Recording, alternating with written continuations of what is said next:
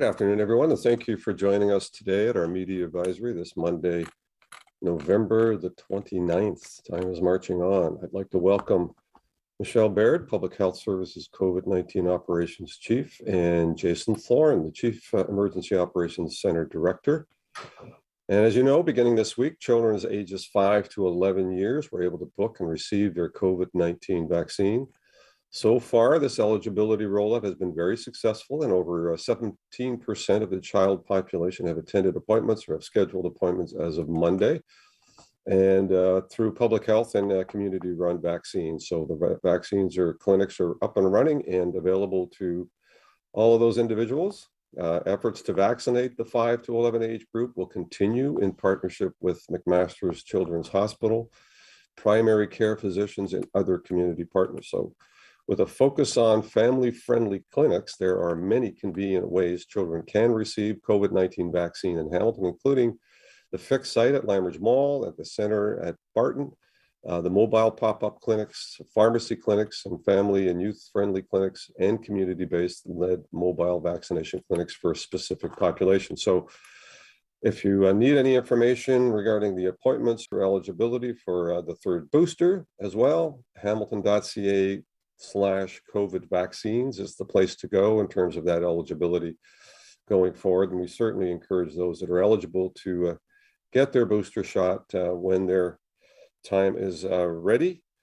I want to underscore the continued importance of that, not only the booster shot, but getting vaccinated in the first place. So for those that haven't had their first or second dose, it is critically important that you do so we can get the numbers up and get you protected, get your family protected, and do your part on behalf of our community in terms of getting the vaccine that we know is effective and it's working and is going to keep you as safe as possible. So if you haven't already done so, talk to your trusted healthcare professional about getting your COVID-19 vaccine. And for those that are eligible, get your booster as well. And I've talked to many people that have already done so on the 70 plus categories and other categories in terms of immune compromised individuals are all eligible if they've had their previous doses 6 months ago. So I'm sure there's lots more information to be had from our Michelle, but I'm going to turn it over to our Emergency Operations Center Director, Jason Thorne, for any localized issues relative to what's open, what's closed, and what's available. Jason Thorne. Thank you very much, Mr. Mayor, and good afternoon. I have just a very brief update this afternoon from the city's Emergency Operations Center. I'll start with the return of some city staff into the workplace. As shared at the previous media briefing, as part of the city's return to the workplace update, beginning the week of December the 6th, directors and general managers who are currently working from home will be starting a phased and gradual return to the workplace under their selected Hamilton at Work model. All remaining staff across the organization who are currently working from home will be beginning their phased and gradual return to the workplace beginning the week of January the 10th. And we expect that this return of a larger group of staff will take place over a number of weeks starting in mid-January. Council and committee meetings will be continuing in a virtual format at this time. The city clerk's office is working with the vendor to get the hardware and software reconfigurations up and running that will allow council to begin holding hybrid, both virtual and in-person meetings. But we do not have a date at this time as to when that is going to begin. With respect to enforcement of the various COVID regulations, our officers continue to proactively and reactively attend establishments throughout the city. This past week, a total of 15 COVID-related charges were made, affecting 8 different businesses. And as always, a full list of the businesses charged is posted on the city's website, along with information about the specific charges that were issued. And finally, I'm very pleased to announce that registered winter recreation programs will be visible and available starting on Wednesday, December the 1st, on the city's recreation registration website at hamilton.ca/registration. And the registration itself will take place on December 15th and 16th at 8:00 a.m. for January 2022 start dates. So that's my update from the Emergency Operations Center. And with that, I will hand it over to Michelle Baird. Thank you. So following Mr. Mayor's remarks, in terms of our progress, the Hamilton Healthcare Partners have administered over 893,441 COVID-19 vaccines locally, and we now have an estimated 86.2% of Hamiltonians born in 2009 or earlier receiving a vaccine, and we have 83.3% fully vaccinated, which is all good news. With respect to cases and our COVID-19 trends, locally we have 25,766 cases total in Hamilton, and we have a net change of 57 cases from Friday last week. Our COVID activity continues to be highest among those aged 0 to 59. Our 7-day moving average number of cases reported per day is 21, and the weekly incidence per 100,000 is 25, with our most updated weekly reproductive number at 1.06. The average number of daily new hospitalizations is very low at this time. There's currently less than 1 new hospital admission each day on average, and the average number of deaths occurring per day remains very low as well. Overall, we're very stable in Hamilton, which is good news as well. With respect to percent positivity, it does continue to fluctuate for us. Right now, it's at 2.4% and previously was at 1.4%. We do have 8 active outbreaks, with 2 new outbreaks being reported today. All of this information can be found on the COVID-19 dashboard. When it comes to COVID-19 testing in Hamilton, I did want to share information from our partners at St. Joseph's Healthcare Hamilton regarding their Mountain COVID-19 Assessment Center. The assessment center will be relocating next month to 1565 Upper James Street. The assessment center at Mohawk College will close at the end of the day on Wednesday, December 15th. St. Joe's lease with Mohawk College for the assessment center site ends at the end of December. The new testing center for Hamilton will open its doors on Friday, December 17th. The testing center at 1565 Upper James is a large standalone building. It's on a bus route and accessible for anyone requiring public transportation. There's also ample free parking. You may recall this location was at one time the Future Shop near Rickman's Corners, just at the Highway 56 on Upper James, right behind Boston Pizza and TD Canada Trust on the east side of Upper James. Hamilton Health Sciences West End Clinic will open to provide COVID assessment on Thursday, December 16th, while St. Joe's Hospital site relocates. Physical location is the only change that will affect the public. Phone numbers, online booking site, and ways clients retrieve their results remain the same.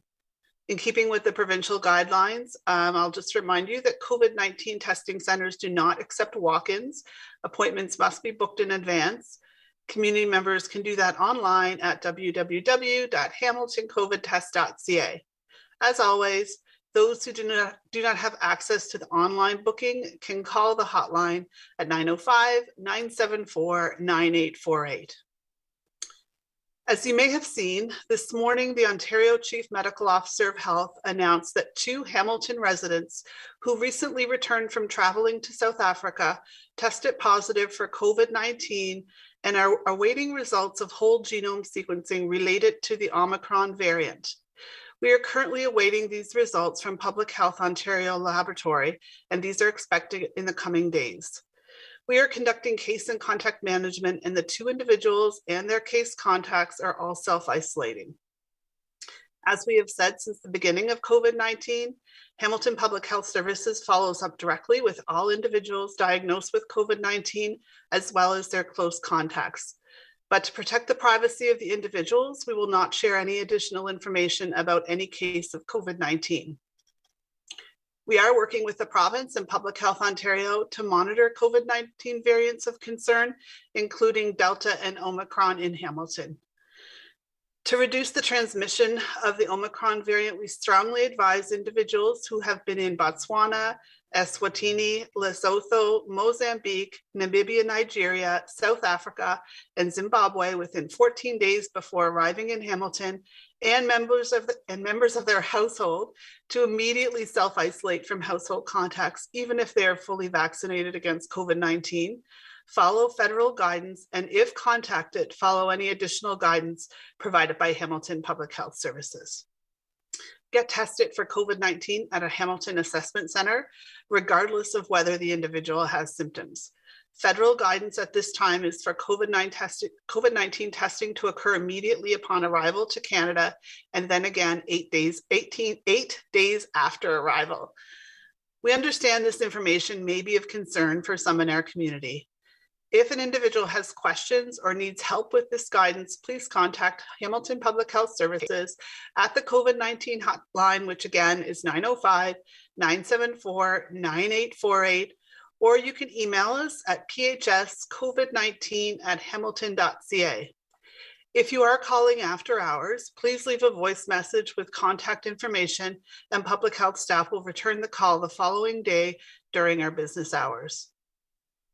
I want to reassure all Hamiltonians that we are prepared and we are ready to respond to this new variant.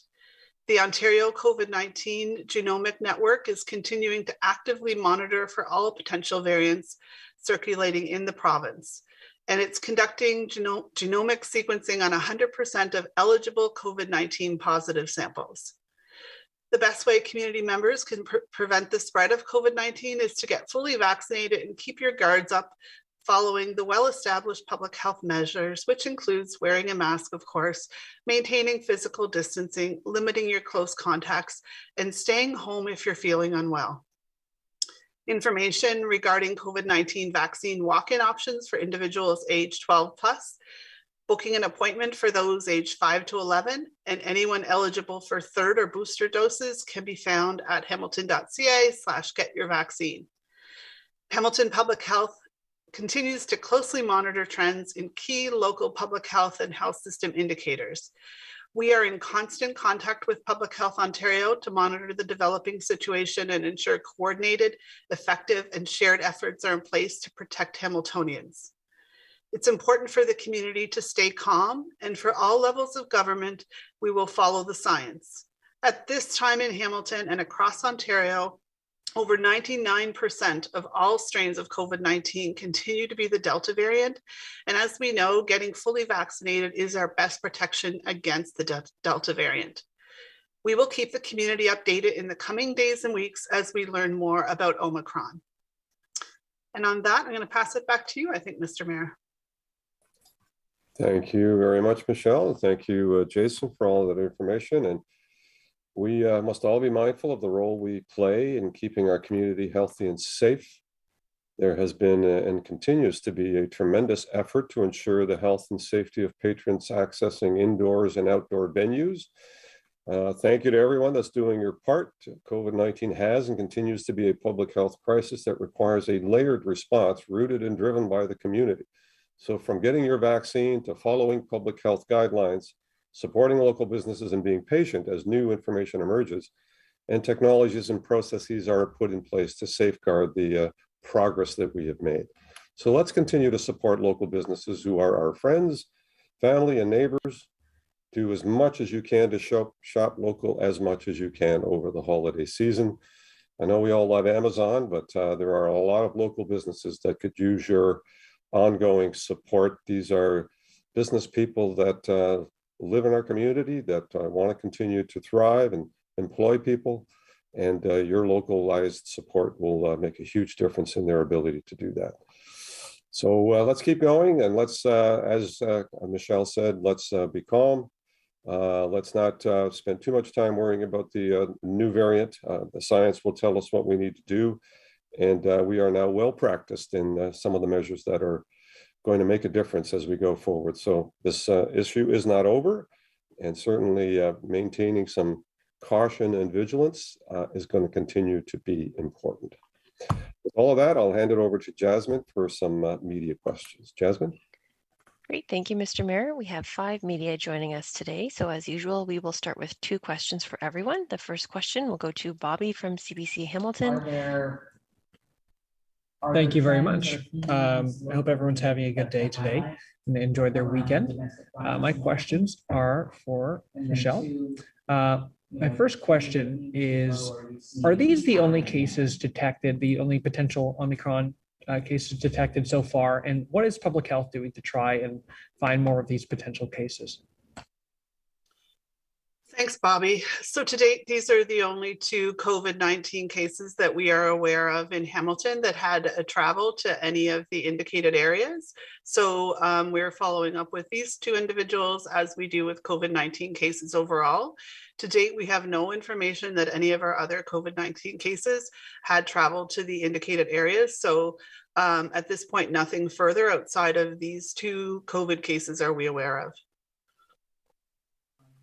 Thank you for that. And when were these 2 cases first detected, and what kind of symptoms did they have? So I can't speak to individual cases and details. There's nothing out of the ordinary with these 2 cases outside of the travel, but I can't talk to you with respect to when they were first brought to our attention or details about individual specifics about the case. Thank you. Thanks, Michelle. Next question is to Holly from the Canadian Press. Holly, you can go ahead. Hi, thanks for having us on today. I'm just wondering, so what is the reason that public health is following up on these cases? Is it because they traveled, or did something come up in terms of kind of the characteristics of the sample? If you could elaborate on that. Thanks, Holly. So the reason we're investigating these particular cases collaboratively with the province is because they are COVID-19 cases and they had travel to South Africa. Thanks. And follow up, I guess, so if these cases do come back positive for Omicron, like what happens next? For example, like will you be testing all their contacts, automatically sending those samples for genome sequencing? Like what's the next step in terms of future investigations, or what happens after that? Yes, thanks, Holly. So at this point in time, they will go for whole genome sequencing. That's how we will determine whether or not they're a Delta case, a different variant, Omicron, et cetera. That's how that happens. It's through that whole genome sequencing process. And that's done by the Ontario Public Health Laboratory. So that's underway. With respect to follow-up, should they happen to come positive, we would follow the direction of the Ministry of Health and our usual case and contact management guidelines with respect to cases and contacts. At this point in time, all cases and contacts are isolating. Thanks, Michelle. We'll go next to Phil Perkins from CHCH. Phil, you can go ahead.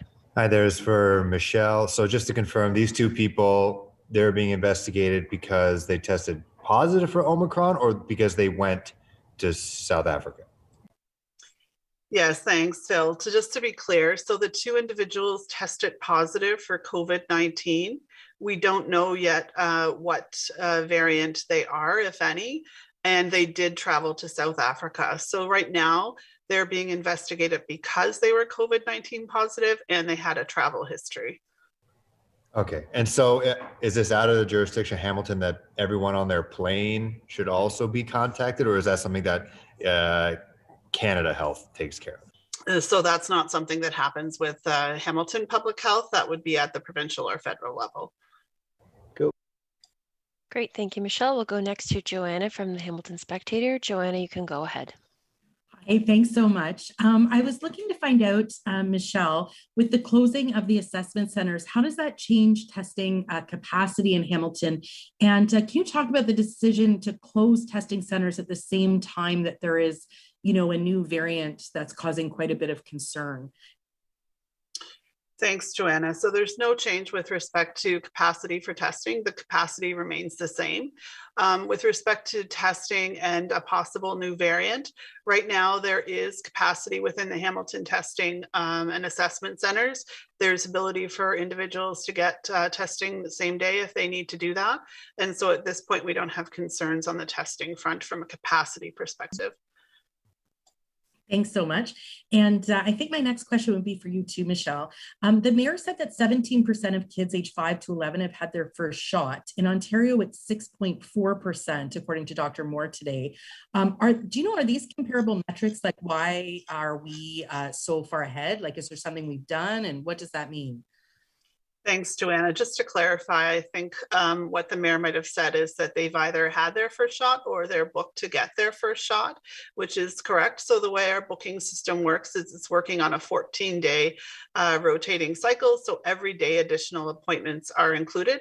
So at this point in time, that's how many Hamiltonians between the ages of 5 to 11 have either received their vaccine or are booked to do so. Thanks, Michelle. We'll go next to Sebastian from the Hamilton Spectator. Sebastian, you can go ahead. Thanks so much for taking my questions, guys. This is for Michelle. Are you able to disclose at all how many close contacts of these suspected cases are self-isolating? Hi, Sebastian. I can't disclose that. I'm not going to speak about individual specifics about either case at this point in time. Sure. I know it's still early, we here locally, or in fact the world doesn't know much about the variant, but what does this mean for us here locally in terms of public health measures? Are you considering any bringing any sort of capacity limits down? Is there talk about it, about reinforcing those longstanding measures? Thanks, Sebastian. At this point in time, we don't have the information to make those decisions. We'll wait and see what the science says with respect to this variant. What we do know is that, or what we would suggest at this point is, like I mentioned, just encouraging people, if you haven't received a first or second dose of vaccine, do so, and follow other public health measures. Stay home if you're feeling unwell, physically distance where possible. So really at this point in time, no recommended changes beyond that. The majority of the COVID cases, like I said, over 99% are all Delta, and these measures work very well for that variant. Thanks, Michelle. So we have a bit more time. We'll go through again for one more question for everybody. First, we'll go back to Bobby. Bobby, if you'd like another question, you can go ahead. I would love another question. Bring them on. My question is for Michelle.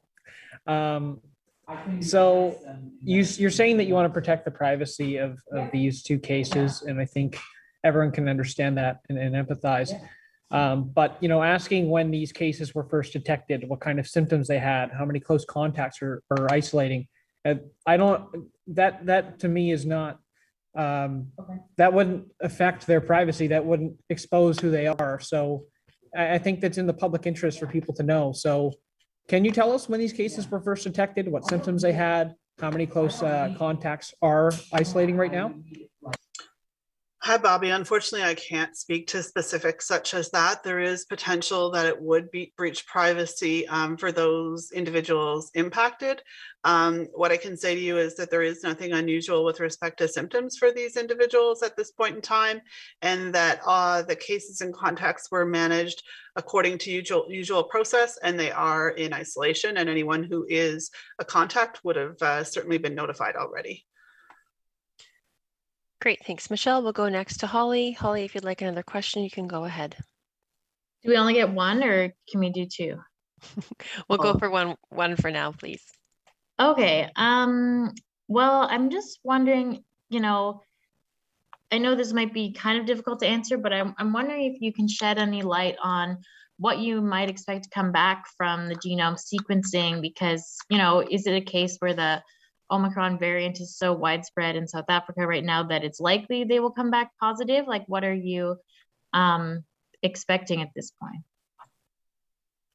Hi, Holly. That's a very good question, and one I don't have the answer to. We don't have the details with respect to that. We can't speculate with respect to what might come back. What I would say is the variants to date, like I said, same public health measures. And so at this point in time, we're just in a waiting place to determine what the whole genome sequencing comes back as. And again, not to concern folks, and hopefully, just go through your same measures you would take with respect to Delta, and ensure you are vaccinated, and encouraging people to stay home if they're sick. But at this point, we really can't speculate on what's expected with these two cases. Great, thank you, Michelle. We'll go back to Phil. Phil, if you'd like another question, you can go ahead. Hi, so were these cases coming in from Pearson Airport? Do we know if they drove over the border? Do they come in elsewhere? Are you allowed to disclose that? And if you say no, can I then ask, are they in downtown Hamilton or surrounding Hamilton area? Where in the area are they residing? Hi, Phil. I am going to say no to your first question, that I can't answer you with respect to how they arrived in Hamilton or how they arrived in Canada. And I can't disclose to you where they are within Hamilton. Okay. Thanks again, Michelle. We'll go next to Joanna. Joanna, if you'd like another question, you can go ahead. Hi, thanks so much for the extra question. My question's for Michelle. Michelle, where are we at when it comes to our COVID numbers? Are we considered to be starting to see the uptick that the rest of the province is seeing, or are we still considered to be holding stable? Things seem to be going up and down a bit, so I can't really tell where we're at. So I'm looking to find out from you where we're at. Thanks, Joanna. Great question. So in Hamilton, we're actually holding fairly steady. We haven't really seen the increase that the rest of the province has seen. You'll know we saw a bit of an increase end of August earlier on this year, and maybe entered that fourth wave prior to other areas. But at this point in time, our case numbers have really held steady week over the week for the past couple of weeks now, and not seeing a difference in trend with respect to who's acquiring COVID. So we're very much in a hold pattern. And again, low numbers of hospitalization. So we're in a fairly good place, and, hoping we stay there. Great, thank you. We'll go next to Sebastian. Sebastian, if you'd like another question, you can go ahead. Sure. Michelle, you mentioned earlier that we're currently at less than 1 hospitalization per day on average. Is it fair to say that should there be a surge in cases, our local hospitals are prepared for that uptick? Thanks, Sebastian. Yes, our local hospitals are certainly prepared. They responded well through previous waves. We still meet with our healthcare partners on a regular basis and speak about hospital capacity and whatnot. So I can assure you the community is prepared should they need to respond. Thanks, Michelle. Mr. Mayor, that's the end of our media questions for today, so I will pass things back to you. Great. Thank you very much, Jasmine. Thank you to the media for your questions, and of course to Bill Custers and the entire team at Cable 14 and Clear Cable for helping us pull these media briefings together to the benefit of sharing information with the media and our broader community. So thank you for that. And for more information on COVID-19 or financial supports that are still available and any updates, visit our website at hamilton.ca/coronavirus. And whether there's a new variant or not, it is still important to follow the public health measures that Michelle spoke of. Masking is still important. Physical distancing is still important. Being cautious and careful in terms of interactions is still going to be part of our process going forward, as well as getting your vaccine, whether it's the first vaccine, the second dose, or if you're eligible, the booster. All of them will matter in terms of how we continue to deal with this virus of concern that continues to be in our community, but certainly at this moment in time is at a pretty manageable level. So we appreciate that, and we appreciate all the effort that you're putting into keeping yourselves and the rest of our community safe. So for latest information on the city's website, go to www.hamilton.ca/coronavirus. All the information in terms of the variant, the vaccine, where you can get the vaccine, all of that information is on the website. And so please avail yourself of that information should you need to get more information. And keep safe. Let's make sure that we continue to work through the science and making sure that we react accordingly. And in the meantime, keep yourselves safe. Enjoy the holiday season. Get your Christmas tree. We were at the Mary Farms, our Christmas tree farm the other day, and it was delightful to be out and about. And I'm sure everyone's looking forward to having a happy holiday season. So we will be talking to you before that magic day. But in the meantime, thanks for visiting us today, and we'll see you soon.